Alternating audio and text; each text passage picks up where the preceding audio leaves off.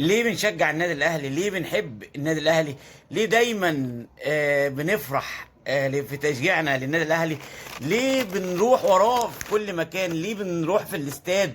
ليه دايما بنتكلم على الاهلي؟ بيكون جوانا ثقة كبيرة جدا في النادي الاهلي. شفنا بعد ماتش الزمالك امبارح وسيراميكا، بعد بيراميدز والبنك الاهلي، الدنيا اتقلبت ورجع النادي الاهلي على قمة البطولة. ليه بنحب الاهلي؟ لانه اهل البطولات، اهل الانجازات. الاهلي دايما بيبص لقدام، ما بيبصش وراه.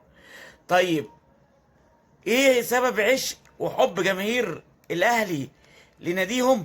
طبعا رقم واحد البطولات والانتصارات، ودايما الاهلي في المقدمه. دايما الاهلي، دايما هتلاقي مثلا جماهير الاهلي بيقولوا الاهلي عشق لا ينتهي، الاهلي فوق الجميع. لان لعيبه النادي الاهلي او جماهير النادي الاهلي كل همهم في الاول وفي الاخر النادي، مش اشخاص. وقلنا الكلام ده قبل كده كتير. دايما جماهير النادي الاهلي طلعوا له التالتة شمال بتهز جبال، وبأعلى صوت بنشجع الأبطال.